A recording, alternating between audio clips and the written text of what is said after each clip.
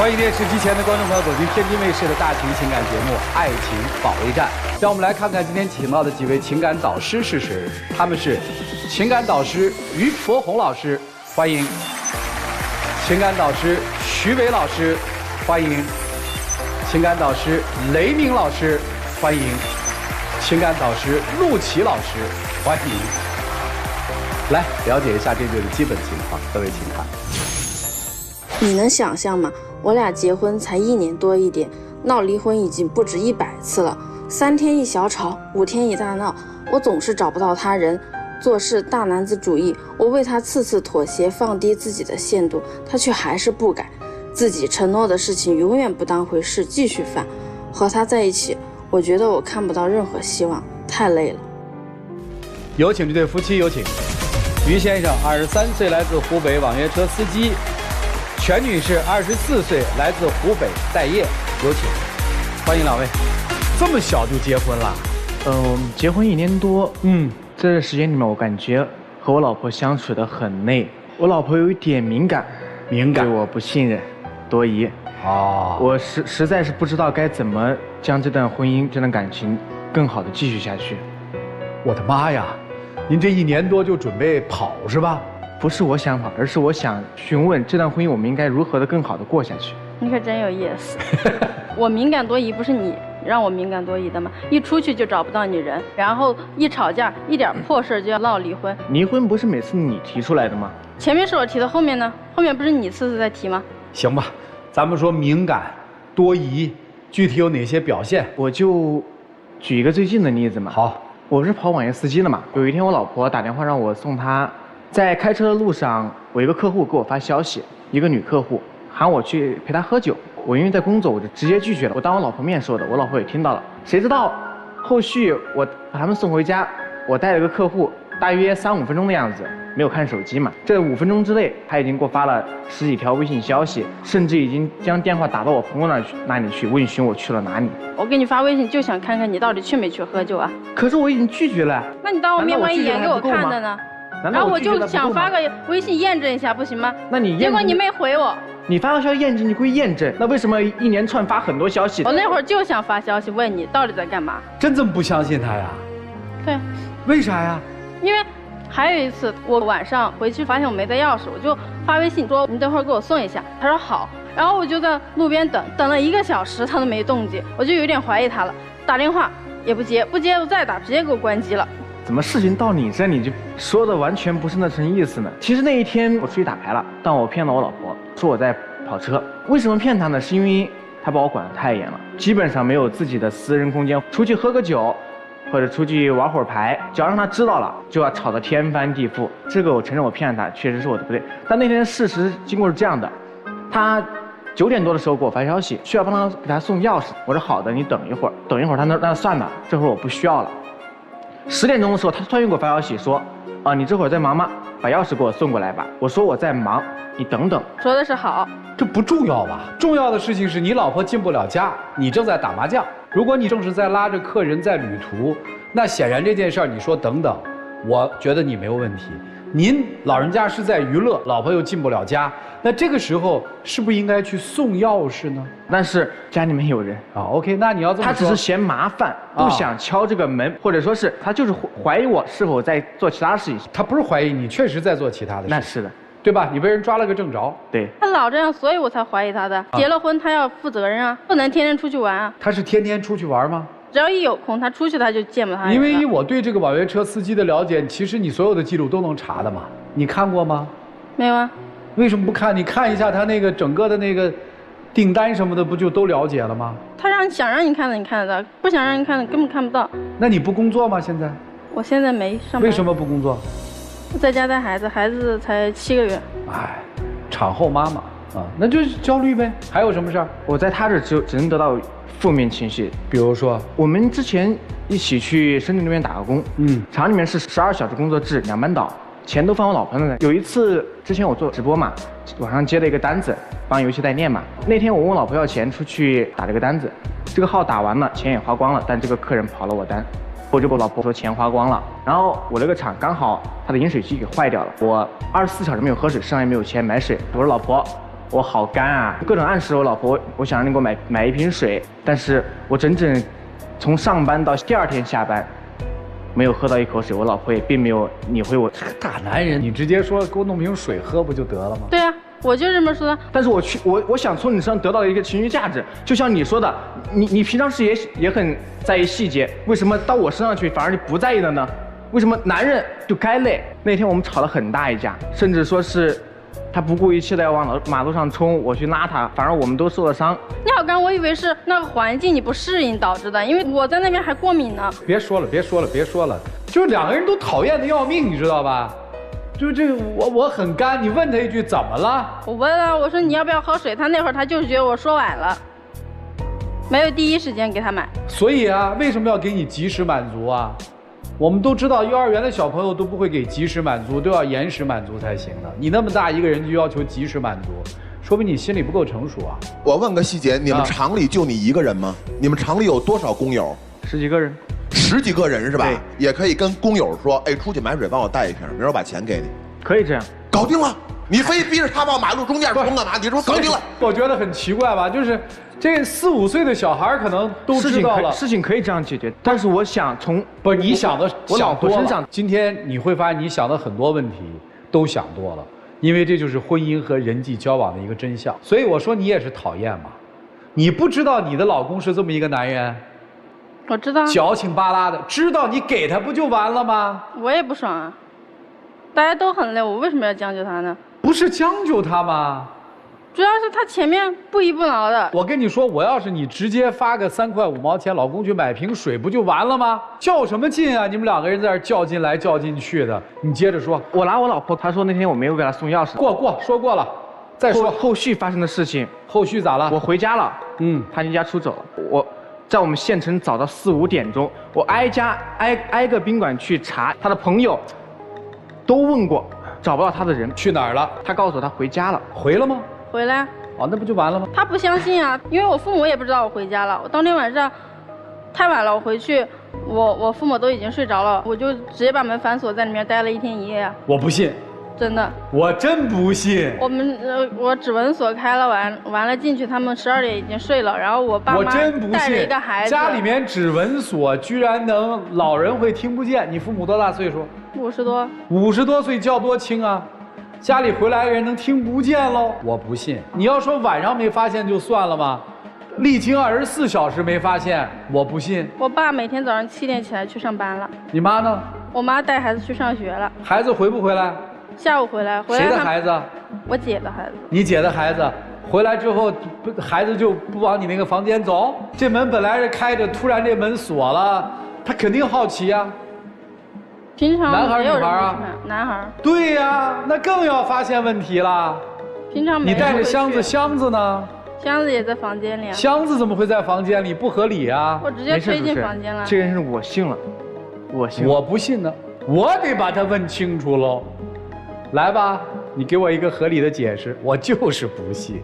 我就是回去了。你谁能证明你回去了呢？有监控。监控看了吗？没看。为啥不看呢？他没看。不是他为啥不看呢？他信了呀。那他为什么就信了你了呢？我第2天就给他发微信，然后他去接的我。哦，就接了你。哦，看来还在家哈。接了之后呢？就和好了。和好了，那和好了，你说这破事儿干嘛呀？这件事情本身就很离谱。我倒不觉得离谱，我觉得挺浪漫的，因为2个人在其中都很享受。男生自我感动，我老婆不再惹他生气了，我可以找遍当地的所有的宾馆，我多么的痴情并钟情啊！女生也觉得很有意思啊。我潜伏能潜伏的那么好，男生你看我心胸多宽广，全是自己脑海戏啊。成年人如果玩这游戏玩得不开心，不会反反复复的玩这种游戏，因为你们开心，所以你们玩。我不喜欢这种感觉。你不喜欢你这么做，说明你喜欢呀。女生也是一样的。您接着往下说。有一次我老婆出差，他们的公司配了一个3室1厅的宿舍，当时宿舍就她一个员工。第2天晚上8点钟给她发消息的时候，电话不接，微信不回，一直持续到晚上12点钟。等我再给她打最后一个电话的时候，接视频了。这个时候她一个人在宾馆，我想问你干嘛去了？你在强词夺理吧。我想问你干嘛去了？我跟你说了，那我培训完很累，直接我就回去眯了一觉，结果一下眯到12点，我看你发了一大堆，我就知道你发火了，我还敢接吗？我就想着赶紧去车站附近的酒店住着，明天赶紧坐最早一次回去。完事儿我住进酒店了，第一件事你还是拼命的打，那我能不接吗？我接了你，拼命的让我照垃圾桶、照厕所、照床底下，整个房间照了个遍，不信。完了，视频对着我，拿着身份证去前台问人家，还让他亲自问我几点来的，什么时候，几个人。你8点钟到12点钟干嘛去了？并且为什么接电话的时候却是在宾馆？我说了，我下班很累，我一觉眯了4个小时，不过分吧？不过分，为什么手机关机？而且睡之前还得自己提前发个朋友圈，我手机关机了，谁都不要联系我，12点钟回消息了。因为有工作的人啊。有工作的人。对啊，你说的就有工作的一个人啊。有工作的人会发消息，上班的人会发消息，所以我直接发了个朋友圈说，我先睡觉了，告诉别人我先睡一觉，眯一会儿，真的很累，你自己不上班你不知道。我了解你，你睡觉确实不喜欢被打扰，那为什么你之前开的都是静音？我拦你一句，先生，你说这事儿的目的是要干嘛？他怀疑我背叛他。有吗？没有。我直接帮他问，你有没有背叛我？没有。你确定没有背叛我？确定。你做不到。你就是怀疑他背叛了你，装什么装啊？笑的那样干嘛呢？你今天不是来找更好的方式吗？为什么不说心里话？咱掏心里话说。我作为男的，刚才为什么我说了半天他在，就是你丈母娘家那个行为我不信，我觉得我怀疑非常正常。包括他讲完这段之后，我也不信。我作为一个男人，正常的我就觉得，你要不然就是背叛了我，要不然就是有事儿瞒着我。最坏的结果就是你背叛了我，选择承受或者不承受，这是第一种嘛，对吧？第二种就是你没有背叛我，但是确实你有一些事情瞒着我，可能不是男女之情乱七八糟这些事儿，可能有其他的事情你瞒着我，那我觉得我心里不踏实。我就2种正常的想法啊，你给我一个解释就好。没有，我要一个能说得过去的解释嘛，因为这个解释说不过去嘛，也许事实真相就是这样的，但是大家不相信。那不相信我也没办法。所以啊，但是他的反应就很奇怪。接着说，咱们这件事儿过了，你们的相处模式我们也看到一些了。我们每次遇到一点小事情很容易吵，这个情绪一上来，我就属于那种我必须当时把事情解决清楚。而我的老婆属于那种我不搭理，我不知道这种方式该怎么解决。你说的这个现象，你想表达的是什么？我想说，我是一个急性子的人，我说话希望得到一个回应，而不是说冷暴你。你是觉得他对你不够尊重，还是说他采取一种方式在治你，让你受不了？我跟他讲话，他不理我，我觉得不尊重。我在起情绪，一直重复的跟他讲话，他还是不理我，我觉得他就是故意的，要弄的，让你脾气上来，就是让我脾气上来，挑衅你。对，其三，我跟他讲话，他还是一直不理我，我觉得他可能真的没，他到底是不是烦我？我就是烦他，他给我喊1遍，心情不好不想理他，喊第2遍我正准备回他，他第3遍开始毛了，那谁愿意回他了呀？我还有一个问题，你老婆在婚前就是这样吗？婚后。是孕期开始的还是产后？孕期。她以前爱笑吗？不爱。今天她上来的整个那个情绪给我感觉都是下坠的，我对生活是不满意的。理解了。你在你们家人的这个印象当中，或者给外人的印象是个什么印象啊？急性子，容易发脾气。这是熟悉的人是吧？对。不熟悉的人呢？不知道。他对别人脾气很好啊。是，他需要在外人面前有一张脸，家人面前是另一张脸。你也活得不开心对吧？你也活得很累对吧？有没有想过，也许你们俩压根儿就不适合啊？想过，但是我想的是不适合，但是我还是想跟他在一起啊。是，你较劲吗？你愿意较劲吗？我愿意。那就是你改变嘛。那我为你也改变，我妥协了呀，你呢？你妥协啥了？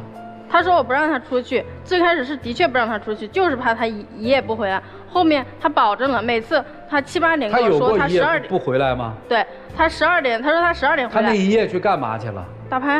啊，行吧，当然去呗。我很讨厌这种经常一夜不回来的人，一玩就玩一夜。你说我白天不让你出去吗？而且你自己规定的时间，你承诺的你都做不到。你说12点，你快别说，你说你妥协。你说你12点回来，你回来过吗？真的，他有几次吵架吵太狠了，他确实让我主动让我出去，我出去半个小时，你回来了没有？我在家里面一个人好害怕，我在家里面一个人好烦，你赶紧回来吧，你这会儿要不回来吧，你再不回来我就要生气了。哎，你们俩的模式是想把自己逼疯是吧？我问几个问题好吧？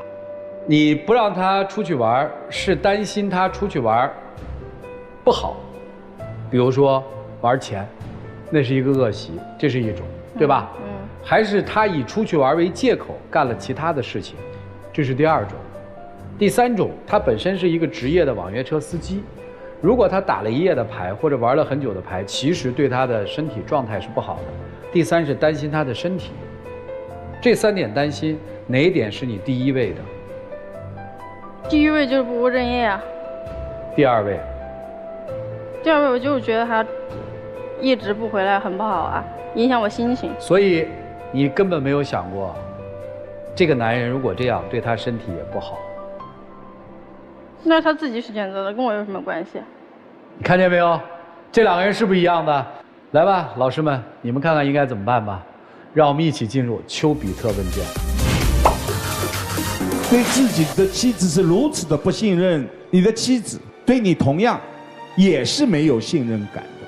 一瓶水就可以闹得鸡飞狗跳，一吵架，双双把离婚挂在嘴上，一生气就可以离家出走，人间蒸发。这是1年的婚姻啊，究竟是什么出了问题？现在很显然，面对矛盾问题，你们不是不明白，但是谁都不愿意低头，谁都不愿意服软，那结果就是两败俱伤。你们内心也明白，这段婚姻你们已经力不从心了。我认为2个人如果真的没有办法去改变这样的相处模式，改变不了自己面对这样婚姻的态度，尤其是相互不珍惜、不妥协、不退让，那最好的办法，早点离婚。谢谢。我觉得他们彼此还真离不开，就因为他们太像了。你们的感情当中充满了4个关键词：欺骗、控制、怀疑、冷漠。我在想那个场景，就拿着这个镜头就视频，然后自己眼神不能动，然后进行那个对峙那个场景。我觉得他们不会觉得自己被羞辱了，是他们是不会，他们觉得什么呢？觉得我终于战胜你了。那边是仿佛抓到了你的一个软肋，但是你很开心，你抓错了，我没有，所以你又败了，我又赢了。他们是喜悦，是成就，他们就在彼此就是在碾压对方，然后达到他们关系的一个稳定。可能你会胜一次，他再找我回来一局。你不骗我一次吗？我来一次莫名其妙的失踪。但实际上根源是什么？我觉得最终的根源是你们没能跟自己和解，你们没有什么强自尊感，相反，你们在为对方，在被对方控制。感情当中，如果2个人不能独立，就会互相拧巴。我们真正的自信不是来自于他人对我们的反馈，甭管是屈服还是赞美，我们得来自于自己。我们的自信感，我们的幸福感来自于自己能够独立，意识独立，精神独立。你们2个人彼此离不开对方，因为压根儿不独立。你们从对方身上找到自己影子，一下就抱在一起，分不开，挺难受。但能不能通过我们的这种意见能够走出来，我不知道。也许你们有你们的自己的模式，好自为之吧。你们2个人就好像2个孩子，在这儿纠结的所有你们认为比天还大的事儿，里头不包括一个7月龄宝宝亲生的，不包括。你们的孩子谁带？因为他奶奶。啊，孩子是他奶奶带是吧？对。我算弄明白为什么你们有空纠结那矿泉水了。孩子他奶奶辛苦了，你们连孩子的尿片都不用考虑。小伙子对吗？是的。那是亲儿子，然后有奶奶带，然后你跟你亲儿子的亲妈在矫情，当年为什么你没在1天之内给我买着矿泉水？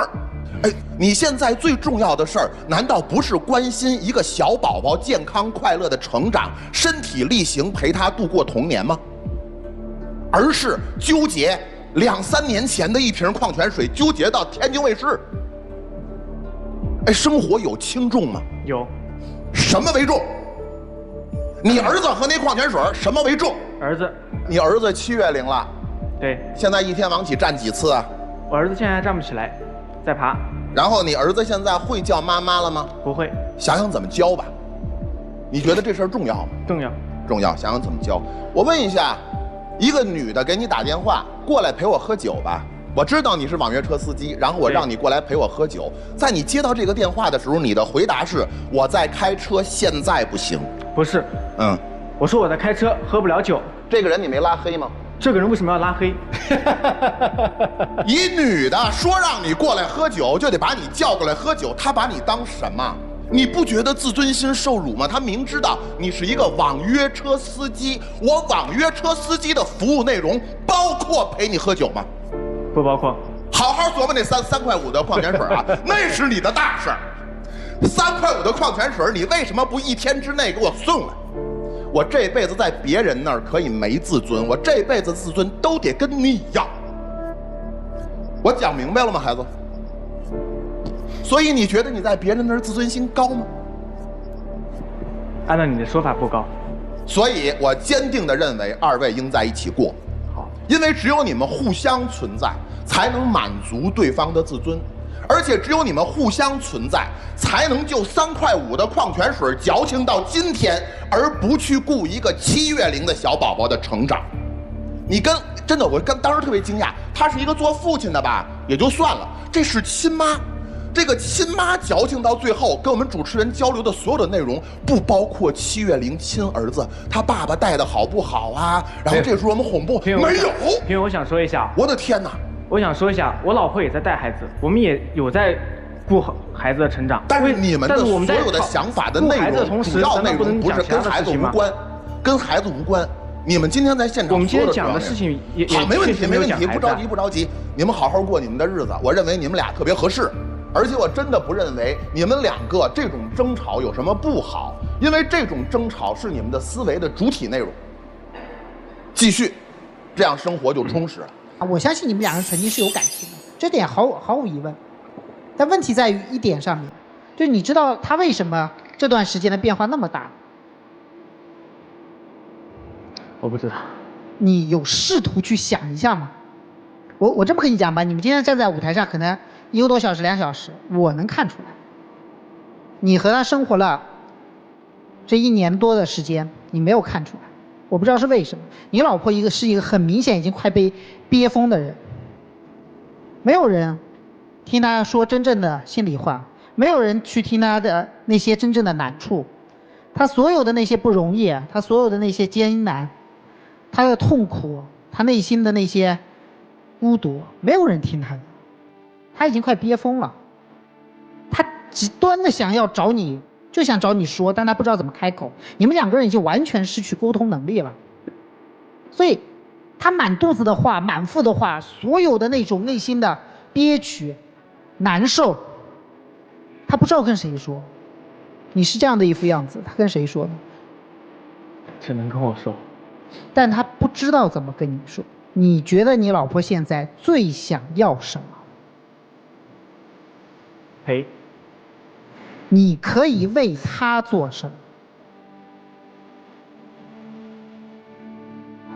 我目前没办法为他做什么。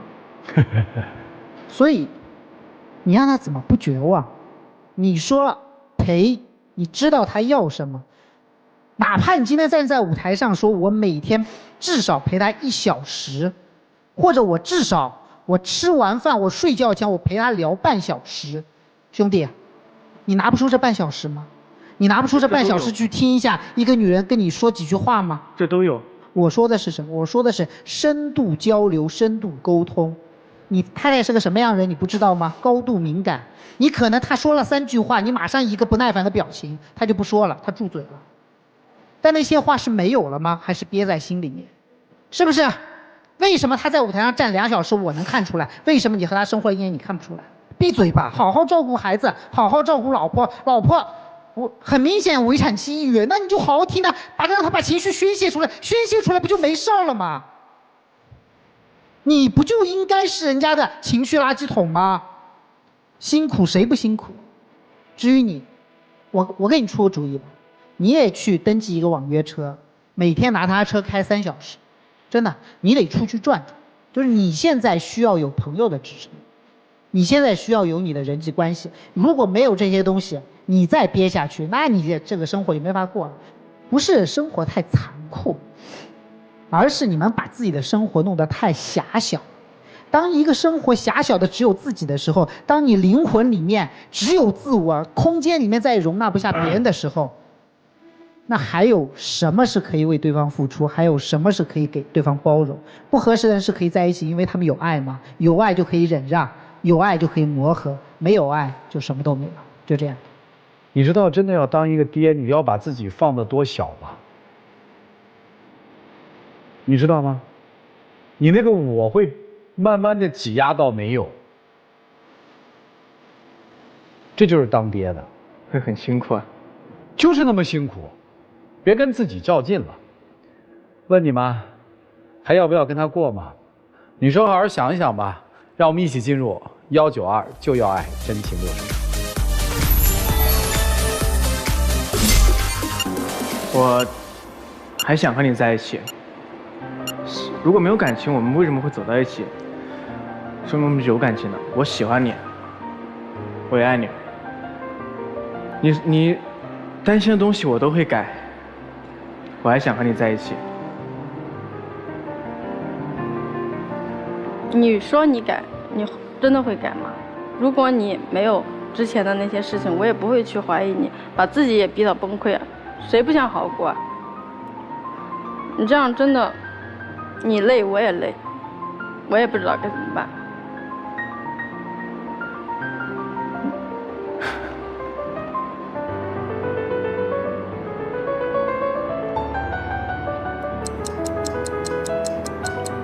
再考虑一下吧，我为了这个家，为了孩子，再考虑一下吧。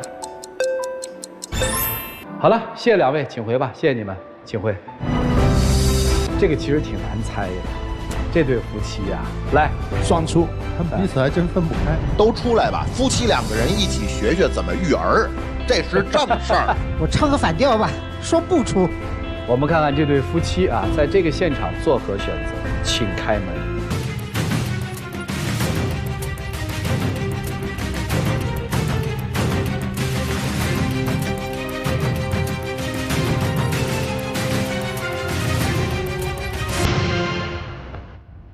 没事儿，这是一个特好的事儿，符合你老婆的一贯行为方式。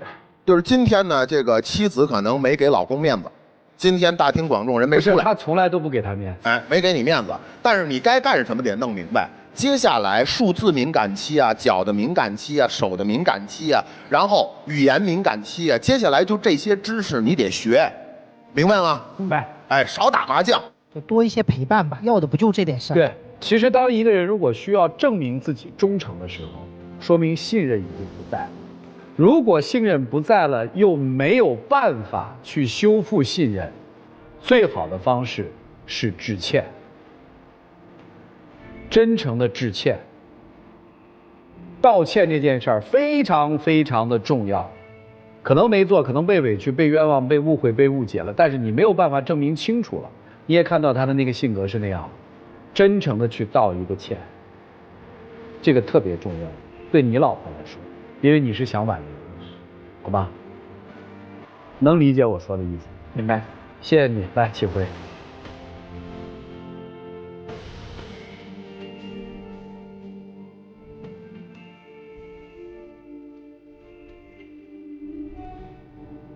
这大概就是人生吧，婚姻需要自己去学习。希望他们能够找到属于自己的幸福的方向和幸福的相处模式。好了，来了解下一对嘉宾的基本情况，各位请看。今天我来就想问问他婚房啥时买，结婚都2年多了，一直都忽悠我，今年买明年买，到现在都没有买。房，每次都把房挂在嘴边，她到底是嫁给我还是嫁给房啊？而且我跟他在一起生活这么长时间，他一直都不吃苦，大钱挣不到，小钱白挣，这个家里都靠着我养着，啥都指望着。那我嫁给他是为了什么？难道他就没有错吗？他蛮横无理、矫情、挑理，总觉得我们一家都欠他似的。我跟他说多少回来再给我点时间，但他总是逼我，他还想让我咋样啊？有请这对夫妻，有请。常先生31岁，来自辽宁待业，有请。孙女士31岁，来自辽宁美甲师，有请。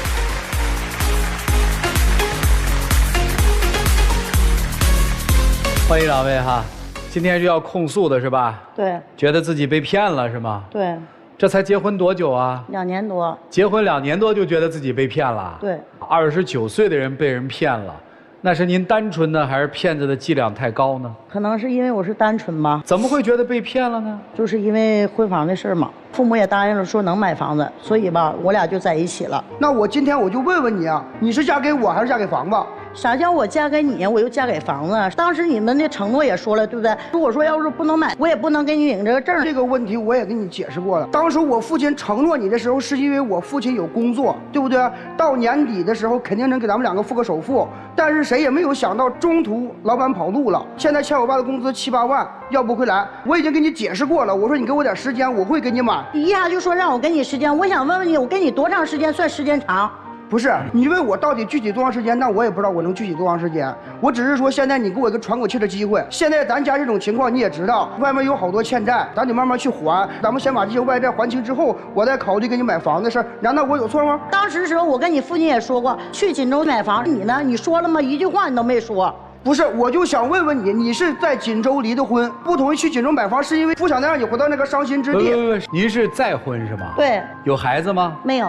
哦。那再说了，搁那个城市离完婚了之后，那就不允许去那座城市了吗？再说有一点，我考虑到锦州那边的挣钱比较方便，能养家糊口。老家这边呢，我跟你说啥也没有。锦州虽然说挣的多，但是消费跟挣的永远都成正比。那行，锦州啥的就说到这儿。那为啥搁老家买房的时候你们还不同意？谁说不同意了？行，我就直接问吧。没钱，买不了，是还是不是？是，这不就完了吗？没钱买不了，所以吵破天，不也还买不了吗？没有钱让他可以去挣啊！哎，这个话是对的呀。去挣钱了吗？挣了。但是我看您资料上面说您现在还处于一个待业状态呀。对啊。那咋挣钱呢？因为我有一辆车嘛，需要跑车的时候去跑车，有零活的时候去干一点零活。还是在努力啊。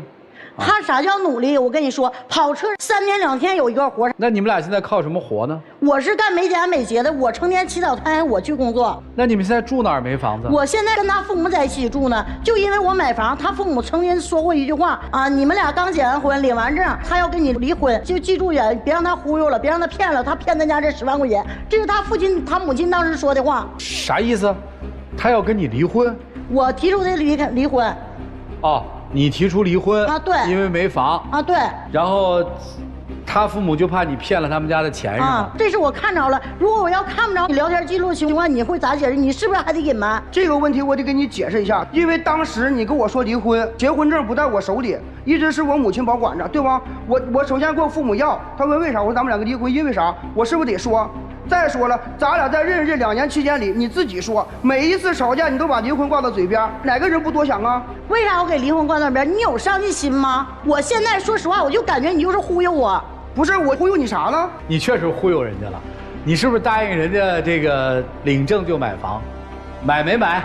没有，那不就是忽悠吗？所以不要那么理直气壮，梗着脖子来喊的。慢慢都结婚2年多了，这事儿估计天天吵，平静啊。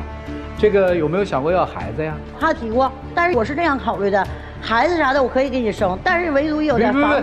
不是给他生，我问的是您有没有考虑过要孩子？我也考虑过，跟他也说过，啥是买房子，啥是要这个孩子。所以他现在再说要孩子的事儿，你是不见兔子不撒鹰，没有房子不生娃，是这意思吧？对。那我就想问问你，难道我买房就配要孩子，不买房就不配要孩子吗？你啥也不干啥的，我跟你说，搁啥买？你靠我自己一个人养活你一大家呀？不是，啥叫你养活我一大家啊？我没干活啊，我没挣钱呐。咱俩说实话，你父母有病有灾的时候，那不都是我拿钱吗？啊，不是，公婆挣不挣钱？公婆啥的，说实话，刚开始的时候挣钱，后期的时候就不挣钱。不是后期不挣钱，你不知道啥原因吗？啥原因啊？因为当时吧，我父亲是脑血栓。刚正在那个恢复期，所以说没有那个办法去出去工作，一直在家待着了。但是恢复好的时候，当时我给他去锦州找工作的时候，2000块钱，你父亲都不去。为啥我父亲不去啊？首先，我父亲到了一个新的环境，人生地不熟，60多岁人了，最起码手机导航都用不了，车多人多，哪找不着是哪。再说了，我父亲脑血栓正在恢复期，你让他出去干活，他能去吗？那你要现在这么说，那老人可以不干，那你干啥呢？是，当时你给我找工作了，我没去，1月2000多，我感觉挣的比较少，我一直在找工资高一点的工作，我有毛病吗？再说了，我自己身体本身有原因，你又不是不知道。他啥原因啊？他是痛风。不是这么年轻就痛风啊？我一天冷的时候，或者站时间长、走路时间长，我这个脚就不行，就疼，就走不了路。你不用说拿你那个脚呀，又怎么地了，又干不了活了，就看你认不认干。如果说你认干的话，说哪算说去大街上卖点东西、进点货、卖点东西，你都能赚钱，知道不？那些都是借口。行，看得人间清醒啊，知道是个借口也挺好的。这个除了这个钱的事儿，你们俩感情怎么样啊？说实话，对我挺好，知冷知热的。这不就行了吗？但是我想让他自立一点。所以您现在的心理感受是，您在养活着这一家3口，是吧？对，很累，对吧？我压力特别大啊！我俩结婚的10万块钱彩礼全花到他家里头了，就包括他父亲有病，我得出去。我作为一个儿媳，我得出去张罗钱，我手里没有钱，我去张罗钱借钱。我说了，我说你给他姐，你给你姐打电话，因为他毕竟有个姐，但是他也不给他姐打电话。我姐有自己的家庭，有自己的事业，人家压力也大。当时是我没给我姐打电话，但是过后我姐知道的时候，哪次差钱了？差没差钱我不知道，但是有一点啥，我到你家3年多，你姐是见过1回面，是见过2回面。人家工作忙，有自己的家庭，脱离不开工作，不回来也很正常啊。那谁没有工作呀？那咋的？工作重要还是你父母重要啊？不是，我就发现了你这个女人，你就无理取闹，知道不？你是蛮横不讲理。你自己想想，这2年来你到我家，你做过饭吗？我干没干过？最码我跟你说，我是应该的。我往你家付出的够多了。啥叫应该对你好啊？不要把我父母对你好当做理所应当。啥叫我当做理所应当啊？买衣服啥的都是我供着，对不对？有病了，1年的药钱全是我供着。啊，你对我父母的好，难道我父母对你不好吗？我父亲出去打工，每次回来你喜欢吃啥，你只要你喜欢啥，是不是每次都给你买？你不用说没有用的听完，现在我说实话呀，你就向着你父母说话，知道吧？你从来没考虑过我的心情。不是啥玩意叫我向着我父母说话？我问问你啊，我咋就向着我父母说话了？你看吗，主任老师？问一句话。你是跟他结婚还是跟他父母结婚啊？我跟他结婚呢。那不就说他的事儿就行了吗？老说他父母干嘛。但是有一点啥呢？你看着没？一直都说他父母这那的。我方便问问您，第一段婚姻为什么离了吗？第一段婚姻是因为我前夫爱喝酒，然后再加上那个耍钱啥的，然后我俩分开的。哦，有恶习是吧？啊，对。啊，挺好的，挺好的，挺好的。这个老公呢？这个老公也不喝，然后也不出去，我说实话感觉挺好的。就是老实本分，对，在家能够把你伺候得好，赚钱能力差点。对，在家里面公婆应该是让着你的吧？是。等于你们家的这个性别分工有点错位嘛，他承担了一个咱们传统意义上的女主内，这是男主内，女主外，对吧？对。你觉得累了，想撂挑子了。不是想撂挑子，我就想让他像别的男人一样，把这个肩膀撑起来。懂。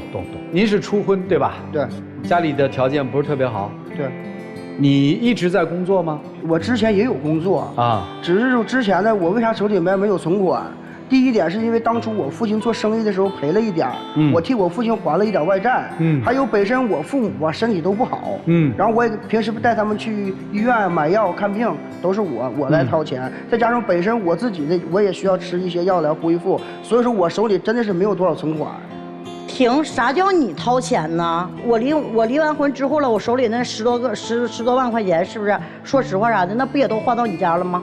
花到我家咋地了？咱俩都是一家人，什么分什么你家我家，不都一个家吗？厉害啊！那是凭我自己双手挣的，你考虑过吗？而且每当你需要买这个买那个的时候，你都媳妇儿给我俩钱，那是你男人说的话吗？我没钱呢，我钱再说该挣的时候给你了，对不对？而且我也补贴家用了，我手里没有了。停，我问一下，你到底给他多少钱啊？平10吧。不，你就是说，咱说彩礼给了多少？10万。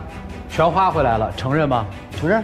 然后您嫁进来之前带了10几万，嫁进来之后带了8万，带了8万也花进来了。对。啊，您大概一个月收入多少？我一个月收入5000左右。现在手里1分钱存款都没有？1分钱存款都没有，就是全花到这家里了。对，够家里零花。好，这个您承认吗？承认。那你一个月挣多少钱啊？4、5千块钱。钱呢？我挣的钱我都天天花了，你爱吃啥我是不是也给你买了？而且平时的家用我是不是也花了？停，你天天你给我要钱，爱吃啥呀？你吃的零食比我吃的零食多，平时我都不舍得花钱，到我手里的1分钱我都赚出来，我怕到时候有事了或者有啥你父母亲年龄大有病有灾的时候，我上哪儿去借呀？你自己平心而论。我买东西你没吃吗？对不对？你平时喜欢啥？你过生日了、过节了，我是不是也给你买礼物了？所以你们俩今天来是干嘛的呀？我就想问问他婚房啥时候给我买。不是，我都已经跟你说过 N 多遍了，对不对？你给我点时间，但是你一而再再而三的，你逼着我兄弟买房。来，打算在哪儿买婚房？现在在我老家买就行。您那儿房子多少钱啊？首付？大概10多个吧。这个几年能挣到，先生？连攒再挣，2个人共同努力，行吗？可以，没问题。也可以，来，行吗？可以，但是你问我具体多长时间，我也不能。我怎么不行？你规划一下嘛。现在这个家里面一个月要花多少钱呀？家里的零花啥的，包括他父母乱七八糟的，大概一个月得2000多块钱吧，3000块钱。哦，那就是您挣的钱一个月咱们就规划可以攒，就不用攒了，您挣的钱都花了吧。您一个月不是能挣，咱就算4000块钱算，好吧？您这4000块钱攒下来1年就是4万8，2年就是9万6，这不是2年就搞定了吗？差不多3年吧。那你就直接给个期限，说3年啊。行，3年。3年之间你要不给我买呢？好，行，咱们谈一个，不给买怎么办？我发现了两口子之间最基本的信任就没有，你完全是没有相信我。不，你确实骗了人家。你让我咋相信你呀？你好意说吗？那你还得让我咋办？我已经给你承诺了。现在问你，3年行不行？行。要买不了怎么办？买不了吧？你看看，所以咱这样，咱这3年计划太长，为了表示决心，每个月给他交4000块钱，行不行？行。他现在说行，到真格那能交到手吗？你看他完全都不相信我。不是我凭什么相信你？你答应我的事儿一件都没做，兄弟，你到底想干嘛？我觉得你不是想要房，我就想要个房。你说句实话，你到底要什么？因为我父母啥的也一直都逼着我，毕竟啥我有段婚史了，我不想说比第一段差，你知道吗？你比过去过得差呀？对，现在差很多。可是你自己亲口说的呀，他对你温柔体贴。照顾人没啥好说的，公公婆婆也都听我的，我在家里是主力。人家问你说你嫁进来2年做过1顿饭吗？做过。几顿？10多顿。我的天哪，您这是1个月做1顿饭也好意思说？那您洗过1件衣服吗？洗过。洗过几件呢？那我都不记得了。所以你看，那他给我洗过应该的，他一来呀他挣不着钱。现在不就说应该的吗？那都把您伺候成这样了，我看就差当佛爷给供起来了吧？他应该伺候我，因为啥？我是个女人，我出去赚米啥的，赚钱。没错，人家不是已经供起来了吗？所以我问你，核心你想要什么？就想要房子，房买的话就在一起过，不买就离婚。那这个是有期限的还是没期限的呀？有期限呢，顶多2年时间。好，超2年就不好使。那还要老师干嘛呀？老师们没用了？有用啊。有啥用啊？您都开出解决方案了，就回吧，啊？那不行，来干啥？就想来解决的。哦，让你们同情，然后每人借他2万5，买一套房，就看你们能不能真帮到人家了。让我们一起进入丘比特问卷。丈夫一开场振振有词，你是嫁给我还是嫁给房子？如果这句话你在婚前说，那是理直气壮。在婚后说那是强词夺理。可以不买房，但不要欺骗。我们作为男人一言九鼎，不管后来发生什么，而且我也发现没有发生什么，也就是您的老爸有部分工资拿不回，这是理由吗？但是你也要看，他一直在悔过呀。在婚后，全家对你好，是吧？一个男人给你洗衣服，给你做饭，然后只要你不提买房子，一切都可以，对吧？作为一个男人，当然有错，但不能说曾经有过错我们就耿耿于怀。当然对你来说，你是把房子当做了幸福的标准，我认为更好的标准并不是房子，而是这个人。如果你真心认为这个男人对你是真心的，我希望您内心做个平衡。难道有了一套房就证明你的这段婚姻就安全了、幸福了吗？如果有了这套房，失去了他对你掏心掏肺的爱，你认为哪个更珍贵？所以我希望今天您自己做一个选择。女生的确挺善良的，是。男生，你真的到现在为止，你还认为女生是管你要房吗？对呀，她再怎么对你有意见，你对她所有的好，她都记在心里。赵老师那么问她，她对你好不好？我就好。哎，我就奇了怪了，这么一个经受过失败婚姻的，这么珍惜感情的，这么善良的女生，在管你要什么？我告诉你，再要一个公平。她现在就是3个字：不甘心。第一，现在的确是你们家困难的时候，父亲母亲都病了，你现在失业，请问你之前说的那个4、5千块钱的工资为什么不交？有还是没有？有。为什么不交？我也花了。你花哪儿了？我平时我也得花到家庭补贴呀。是吗？给他父母买药，他说到我手里的钱太紧了，要不出去。你花那个家是花哪儿？你花在哪个家里？花在我俩的家里。哦，你可能还不明白家的意思哈。你们俩是一个小家，你父亲母亲那是一个大家。好的，你有个姐姐，为什么她不能承担孝顺父母，在父母生病需要她的时候去伸出一把手呢？为什么不？这就是女生不甘心的地儿。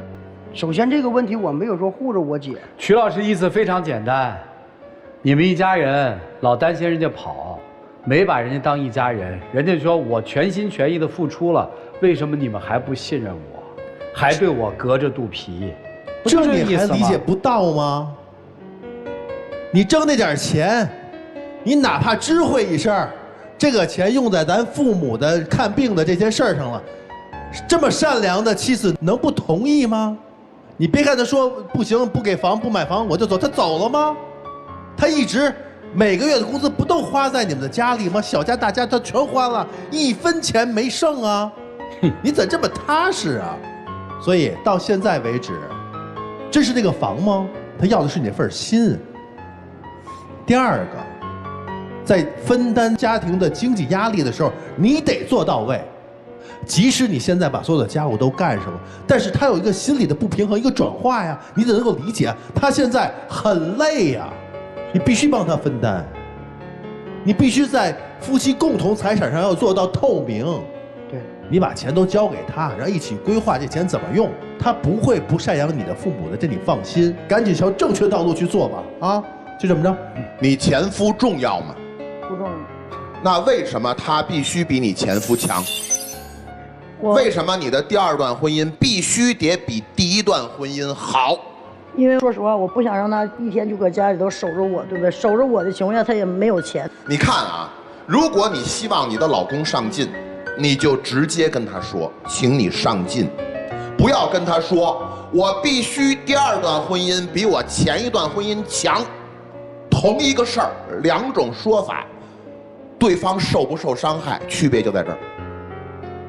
您还有一件事儿，我要是您的话，就不非拍着胸脯跟所有人说，你爹你妈他们生了病，我管的。然后你平时买东西是跟我要钱的，你做了所有的事儿，这么一说你就吃亏了。主动邀功，哪怕你说的都是真的，别人心里他不开心呐。你问你老公现在他在现场他还有面子吗？你觉得你还有面子吗？没有。所以咱别把事儿都干了，最后落不着好，这事儿不聪明，好吗？哎，然后呢，你呀不节制。你为这个婚姻想过什么？为什么我说你不节制？你痛风是吧？那还吃？你要知道，今天他帮你养完你的父母，明天您有一天忽然之间不光右脚疼又左脚疼了，他还得养你。你节制吗？你明明痛风，然后还天天吃那么多零食，你看在他眼里是什么？对你父亲高血压完了之后就该你了。还有，你知道为什么他说一定要赶紧买房吗？因为第一个，如果你们两个现在要孩子，这孩子也是他养。还有，你说3年，今年你媳妇儿多大？32。3年以后你媳妇儿多大？35。35在医学上叫什么？你都懂啊。他为什么急？他急是急在我今年32了，你再糊弄我3年，我就成高龄产妇了。你再这么每天胡吃海喝，躺在沙发上玩手机，你再胖下去，你就不止右脚中风了。到最后谁兜底？你告诉我，如果这些都发生了，到最后谁兜底他？你觉得他容易吗？不容易。那你该怎么做？替他分担。怎么分担？请落实在具体行为。努力。努力什么呢？努力给他想要的生活。我要是你的话，我每个月有多少收入都如实上报，干脆交给他。反正交给他，他的每一分钱都花在咱家，不管是爹妈还是咱们2口子，他自己带过来的钱都花在咱家，不管是咱们2口子还是咱们爹妈。你把你的钱交给他，有什么不放心的？放心。那你还在干嘛呢？是。所以你着急吧，3年以后高龄产妇了。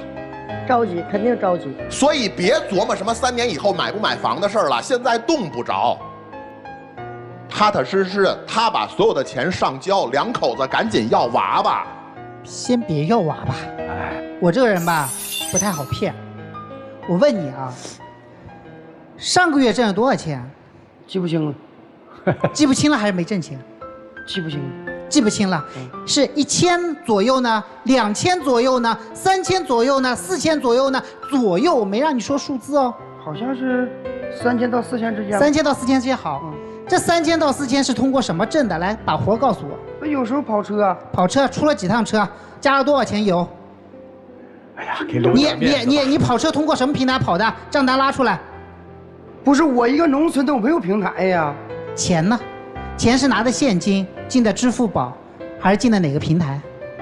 都有账单，都有账单，干任何事情都有账单。你说4、5千的时候，你老婆给你褶着呢，人要点脸好不好？你明明就是躺那儿根本不挣钱，对，他根本不挣钱，哪有挣钱？我跟你说，他就往这一站，我就知道什么人。4大傻女人，闪婚闪嫁。嘴硬心软，倒贴婆家，打肿脸充胖子，你全捞上。对，我跟你讲，就他这个人往这一站，其实我心里面就一个字，就是离嘛，没什么别的可说的。真的，我没有任何话可以说。为什么？从头骗到尾，全凭一张嘴。你这18万怎么就没有买房呢？好，这是第一个。第二个。你说你们这一大家子人一个月花3000多块钱，3、4千块钱，你一个月挣5000，他号称也挣5000，我不算啊，那5000我不算。你那18万在2年里面，每年是9万，一个月7000的7000块钱，再加你那5000，12000一个月，怎么就填进去了？你算过吗？你记过账吗？你有好好规划过自己的人生吗？没有。你这不是盲婚哑嫁吗？你整天在那边张口胡咧咧，我要房要房，钱就在你手上啊，房呢？他们家里面唯一能拿出来的不就是那10万块钱的彩礼吗？不给你了吗？那不就房吗？给我，他1年多都没干活，包括他。是呀，对呀。然后呢？然后你不就填了吗？可不就是因为你填了，所以他不用干活吗？你倒是买房啊，你让他背房贷啊。我不，你把那18万先去买了房，然后让他背上房贷试一试，你看他好意思不干活吗？平时我让他去干活，你不用让，不用你让，银行会让他让的。所以今天你站在这里，我告诉你，你在同一个坑里面摔倒了2次。反正你要问我意见，我肯定劝你离。我觉得他是没希望的，但是我相信你是估计是不会离的。但是从今天开始，为自己多活一点。想想自己的将来未来怎么办？今天你不跟他离，将来有一天你也会被扫地出门的。到那个时候你是孑然一身，还是手上还有那么几个钱？手艺人好好挣钱，把钱攒下来给自己买房子，这才叫幸福。这哪是要房子嘛？这就是一个女性发自内心的说：“你能不能给我争口气嘛？”她就是一个大宝贝儿嘛，在家里，对吧？这就是为什么你老婆说我要房子，你自己决定吧，我们没法替您决定。让我们一起进入192就要爱真题目。媳妇儿，其实咱俩这几年一路走来，磕磕绊绊走到现在，确实是不容易。你对我的好和对我家里面的好，我心里面全都有数。但是这些年跟你在一起，我心里面有好多的心酸和委屈。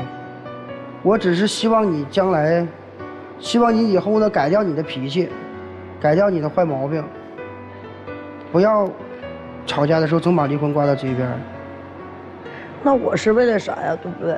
说实话啥的，我说实话啥的，我感觉你对我是挺好的，我心里都有。但是有一点啥，我希望我的强势吧，说实话能打动你，知道不？能让你撑起男人的肩膀。然后对我好，而且吧，能出去养家，不能说只是我一个女人，对不对？咱们该有的什么都没有，我希望咱俩共同努力，我希望能有个小家庭。另外有一点啥，说实话，我也挺舍不得你的，知道不？这是核心。谢谢两位，请回吧。电视机前的观众朋友，我们栏目的唯一官方报名热线是0223606301，情感困惑的观众可以来电报名，不收取任何的费用。小心被骗，我们来看看他们自己的选择是怎样的，请开门。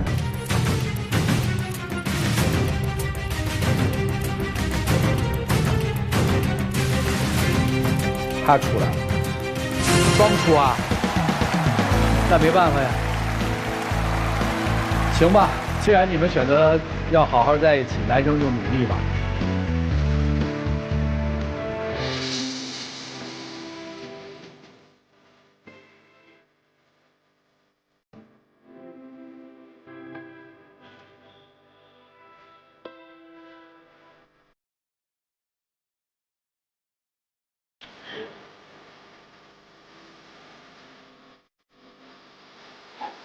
请亮灯。好好工作啊，先生，谢谢两位啊，请回，请回，照顾好自己。好，请回。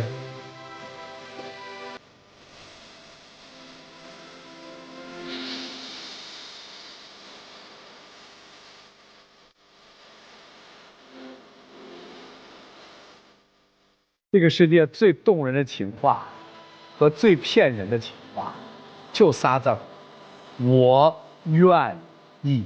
那就祝他们幸福吧。也要谢谢电视机前观众朋友的收看和陪伴，我们下期节目再见，谢谢大家。